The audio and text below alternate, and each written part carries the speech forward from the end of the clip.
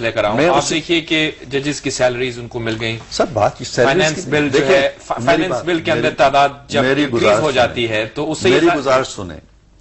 کس کی یہ ڈیمانڈ تھی کہ ججوں کی تنخواہیں ادا کرو؟ نہیں، ڈیمانڈ کی بات نہیں. میری گزارش سن لینا. کیا وہ کلا اس لیے تحریک چلا رہے تھے؟ کیا 3 نومبر کی ریمیڈی یہ ہے کہ انہیں تنخواہیں دینا ہم شروع کر دیں؟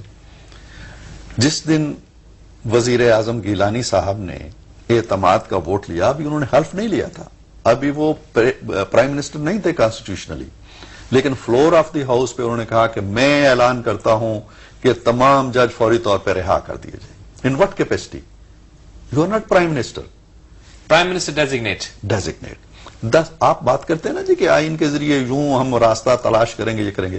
اگر ان کا دوسرا جملہ یہ ہوتا کہ 3 نومبر کو غلط اقدام کے نتیجے میں جو جج کام کرنے سے روک دیے گئے ہیں، میں انہیں اجازت دیتا ہوں کہ کل سے وہ کام شروع کریں. جاوید بھائی، میں آپ کو یہاں بیٹھ کے کہتا ہوں، اور بہت سے لوگ پوری قوم شاید دیکھ رہی ہوگی، کہ کوئی پرابلم نہیں ہوتا تھا. آپ نے اپنے اوپر پابندیاں جو کہتے ہیں نا خوئے بد راہ بہانہ بسیار فارسی میں کہتے ہیں، کہ اگر آپ کے اندر کوئی نیت میں فطور ہو نا تو بہانے ہزاروں مل جاتے ہیں. جو نئی حکومت آئی ہے اس کو محض چند ماہ ہوئے ہیں، ایک جمہوریت کے سفر کا آغاز ہوا ہے. آپ یہ دیکھیے کہ پیپلز پارٹی یا مسلم لیگ نون، وہ 2 جماعتیں ہیں اس وقت جو اگر ہمارے ملک میں جمہوریت کو ریپرزینٹ کرتی ہیں. ANP بھی ہے اور بھی جماعتیں، لیکن جو بڑی 2 جماعتیں اس وقت ابھر کے سامنے آئی ہیں، الحمدللہ دونوں جمہوری سوچ رکھنے والی جماعتیں ہیں. ان پہ عوام نے اعتماد بھی کیا ہے. میں آپ سے یہ سوال کر رہا ہوں کہ اگر ان پر اعتماد 5 سال کے لیے ہوا ہے نا، پارلیمان 5 سال کے لیے آئی ہے، تو ہم 3 مہینے میں اپنا اعتماد کیوں کھو رہے ہیں؟ Give them time. آپ ان کو وقت دیجئے. جب آپ کے ساتھ وزیر اعظم صاحب یہ فرما رہے ہیں کہ ہم ججز کو بحال کریں گے، پیپلز پارٹی کی اعلیٰ قیادت یہ کہہ رہی ہے، مسلم لیگ نون کی اعلیٰ قیادت یہ کہہ رہی ہے، تو ہم کیوں ان پر اعتماد نہ کریں؟ نہیں، میں یہ نہیں کہہ رہا ہوں کہ اعتماد نہ کریں. میں کہتا ہوں کہ جن معاملات میں آپ نے 5 سال کا آپ کا سفر ہے، آپ طے کریں، ہم آپ کے ساتھ ہیں. میں تو اس چیز کا حامی ہوں اور قائل ہوں اور دلائل دیتا ہوں کہ ہم اگر 9 سال 11 سال آمروں کو برداشت کر لیتے ہیں خرابیوں کے باوجود، تو جمہوریت کو بھی برداشت کرنا چاہیے اس کی تمام تر خامیوں کے باوجود. برداشت کو میں آگے لے کے چلوں گا اور جمہوریت کو ویلکم کرنا چاہیے. برداشت تو شاید ویلکم تو کیا لوگوں نے ویلکم کیا. اب جمہوریت کو یہ دکھانا ہے کہ ہم اس آمریت سے بہتر ہیں. نو ڈاؤٹ، بالکل. اگر وہ جمہوریت اپنے آپ کو، اپنے چہرے کے نقوش کو آمریت کے نقوش کے برابر ہی رکھتی ہے، تو لوگ کس کے عشق میں ہلکان ہوں گے؟ میں یہ نہیں کہہ رہا ہوں کہ لوگ اٹھ کھڑے ہوں اس کے خلاف. آپ یہ بھی دیکھیے، اس کے علاوہ ایک اور ہم دوسری طرف لے کے آئے. جو مبصرین یہ کہتے ہیں کہ کچھ آف کورس ہم نے اپنے پروگرام کا اکثر وقت جو ہے وہ ججز کے اوپر دیا. بہت اہم ایشو ہے. میں سمجھتا ہوں کہ ہمارے ملک کے بڑے ایشوز میں اس وقت ایک ایشو ہے. کچھ لوگ یہ بھی سمجھتے ہیں کہ اس نے سیاست پر جمود طاری کر دی. ہم آگے چلیں، اگر مہنگائی، بے روزگاری، خصوصاً مہنگائی، خصوصاً اکنامک سچویشن، ماضی میں دعوے کیے گئے بڑے بڑے کہ ہم نے ملک کو، اکانومی کو بہت حجم اس کا بڑھا دیا ہے، ہم نے یہ کر دیا ہے، فورن ایکسچینج کے ریزروز آگے ہیں. ایک بہت ہی فائنینشلی، اگر آپ ان کو وزٹ کہیں، شوکت عزیز صاحب ہمارے ملک کے وزیر اعظم، تو لوگ امیدیں کر رہے تھے وہ اس کو آگے لے کر چلیں گے.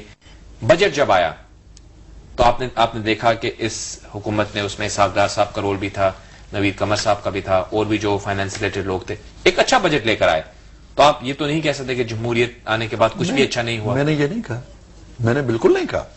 میں نے تو یہ کہا ہے کہ ان مسائل کے لیے انہیں وقت چاہیے، یہ ٹائم لیں گے. میں نے یہ بھی کہا ہے کہ اگر باہر کے فیکٹرز میں مہنگائی کا ایک عنصر شامل ہو جاتا ہے، پیٹرول مہنگا ہوتا ہے، تو ہمیں کچھ نہ کچھ کرنا پڑے گا، یہ لائسنس دینا پڑے گا.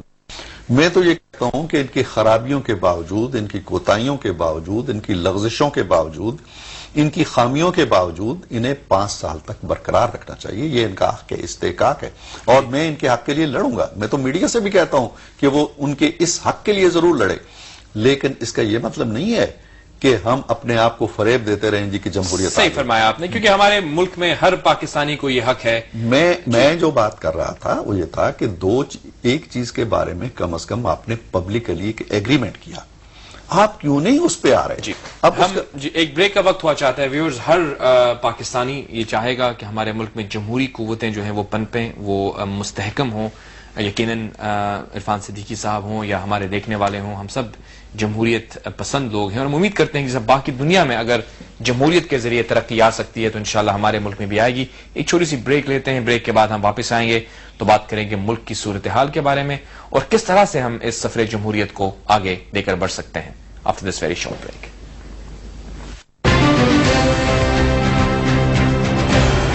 Welcome back viewers to insight with Javed Malik. ہم آج گفتگو کر رہے ہیں حسب روایت ملک میں جمہوریت کے حوالے سے۔ ہم یہ تمام پاکستانی پر امید ہیں کہ جو جمہوریت کا سفر شروع ہوا ہے 18 فروری کے بعد وہ پن پہ آگے بڑھے، مستحکم ہو، اور اس میں کچھ جو ایک دو سوالیہ نشان ہیں، خصوصاً ججز کے حوالے سے ہمارے ساتھ شریک گفتگو ہیں جناب عرفان صدیقی صاحب، ایک بہت جانا پہچانا نام ہے، ایک طویل عرصے سے مبصر بھی رہے ہیں اور ان کی تحریریں ہم دیکھتے رہتے ہیں، بڑی ایک واضح انداز میں اپنا انداز بیاں ہے ان کا۔ ہم بات کر رہے ہیں کہ اس وقت جو یہ سفر جمہوریت کا ہے، اس میں جو اگر ہم اس کو یہ کہیں کہ کچھ اسٹمبلنگ بلاکس ضرور نظر آئے ہیں یا ان کو ڈالنے کی کوشش کی گئی ہے، ان سے کس طرح سے بچ کے آگے نکلا جا سکتا ہے۔ اس وقت ہمارے سیاسی ہورائزن پر دو بڑے رہنما نمودار ہیں، ایک تو جناب نواز شریف صاحب جو کہ ایک طویل ترین عرصے سے ملک میں جمہوریت کی جد و جہد کر رہے ہیں، ان کو ملک سے جلا وطن بھی کیا گیا، لیکن ان کی پذیرائی آپ نے دیکھا کہ گزشتہ انتخابات میں کس طرح سے ان کو لوگوں نے ویلکم کیا، اور ان کی جماعت جو ہے اس وقت پنجاب میں برسر اقتدار ہے۔ آصف علی زرداری صاحب جو کہ طویل عرصے سے جیل میں انہوں نے اپنا وقت گزارا، بہت صعوبتیں برداشت کی، اور آج جب یہ ہم نے دیکھا کہ دونوں جماعتیں فاتح ہو کر سامنے آئیں، تو جب یہ الائنس ڈیولپ ہوئی، مفاہمت کی بات ہوئی، تو اس میں آصف علی زرداری صاحب کا رول جو ہے وہ کافی نمایاں تھا اور کافی مثبت تھا، نہ صرف مسلم لیگ نون کے حوالے سے بلکہ تمام جمہوریت پسند قوتوں کو ساتھ لے کر آگے بڑھنے میں ان کا ایک رول جو تھا ان کو تمام لوگوں نے سراہا، اور لوگوں نے اسی لیے اور زیادہ امیدیں وابستہ کر لیں کہ ضرور انشاءاللہ ہمارے مسائل حل ہوں گے۔ کیوں رکاوٹیں آ رہی ہیں، اس کی کیا وجہ ہے، اس کو جاننے کی کوشش کر رہے ہیں، اور اس کے ساتھ ساتھ ہم یہ بھی دیکھ رہے ہیں کہ جو گزشتہ دنوں میں ہم نے دیکھا کہ بم بلاسٹ ہوئے، پہلے اسلام آباد میں لال مسجد کانفرنس کے بعد، اور پھر ہمارے پیارے شہر کراچی میں جو روشنیوں کا شہر کہلاتا ہے، اس میں جب ایسا ہوا تو ایک دفعہ سے پھر ہمیں یہ لگا کہ کہیں اس سازش جو ہے وہ بیرون ملک سے ہو رہی ہے، اندرون ملک سے ہو رہی ہے۔ وہ کون لوگ ہیں جو ملک کے اندر استحکام نہیں دیکھ سکتے؟ عرفان صدیقی صاحب، یہ جو ہم نے بات کی ججز کے حوالے سے، دہشت گردی کا ایک مسئلہ جو ہے وہ ہمیں غالباً گزشتہ 4 سالوں میں بہت ہی نمایاں ہو کر سامنے آیا ہے۔ وار آن ٹیرر کے بعد اگر آپ اس کو دیکھیں تو اس کا ایک علیحدہ رخ سامنے آیا۔ نئی حکومت کے بعد ایک تبدیلی جو آئی تھی وہ یہ تھی کہ وہ جو سوسائڈ بومنگز تھیں وہ رک گئی تھیں۔ اب ہم دیکھ رہے ہیں کہ دوبارہ سے یہ لا اینڈ آرڈر، یہ آپ اس کو کس ڈائمینشن سے دیکھ رہے ہیں کہ یہ کون لوگ ہیں جو ملک کے خلاف سازشیں کرنے میں مشغول ہیں؟ دیکھیں جاوید صاحب، میں جو شروع میں گزارش آپ سے کر رہا تھا وہ یہ تھی کہ جو تبدیلیاں نئی جمہوری حکومت کے قیام کے بعد آنی چاہیے تھیں وہ بوجود نہیں آ سکیں۔ اور کیوں نہیں آ سکیں؟ اگر آپ 18 فروری سے پیچھے چلے جائیں اور 18 فروری کے بعد کے دیکھیں، پری 18 اور پوسٹ 18 کا موازنہ کریں تو بہت بڑا فرق آپ کو نظر نہیں آئے گا چند چہروں کے سوا۔ مشرف صاحب پہلے بھی صدر تھے، اب بھی صدر ہیں، ان کے کچھ سواری جو پہلے بیٹھے ہوئے تھے کی پوسٹ پہ اب بھی بیٹھے ہوئے ہیں، ہم اٹارنی جنرل تک کو تبدیل نہیں کر سکے۔ لیکن پس پردہ چلے گئے ہیں۔ میری گزارش سن لیجیے، مطلب ہے کہ پریزیڈنٹ پس پردہ چلے گئے ہیں یا نہیں چلے گئے، یہ ایک الگ ایشو ہے۔ 58(2)B ان کے پاس ہے، چیفز کی تقرریوں کا اختیار ان کے پاس ہے، سیکیورٹی کونسل ان کے پاس ہے، وہ سارے آئینی اختیارات جو اس وقت انہوں نے اپنے نیام میں تلواریں ڈال کے رکھی ہوئی ہیں، اس لیے کہ پبلک کا ایک پریشر تھا۔ جب وہ پبلک کے نمائندے اپنے آپ کو کسی خول میں بند کر لیتے ہیں تو وہ نکل آئیں گی تلواریں۔ میں یہ کہہ رہا تھا کہ وار آن ٹیرر بھی ایک ایسا ایشو تھا۔ آپ دیکھتے ہیں کہ 18 فروری کو الیکشن ہوئے اور اس کے 2 دن بعد دوڑے آئے، نیگرو پونٹے آئے اور رچرڈ باؤچر آئے، انہوں نے نواز شریف سے ملاقاتیں کی، آصف زرداری صاحب سے کی، اور وہ گھبرائے ہوئے تھے کہ اب یہ نئے لوگ جو آ گئے ہیں یہ کس طرح، میں خود گواہ ہوں ان چیزوں کا کہ کیا گفتگو کی انہوں نے۔ اور اس کے بعد جو میاں صاحب کی بڑی مشہور سٹیٹمنٹ آئی تھی کہ ہم آپ کے ہاں امن چاہتے ہیں، یورپ میں امن چاہتے ہیں، لیکن دوسروں کے امن کی خاطر اپنے ملک کو قتل گاہ نہیں بنا سکتے۔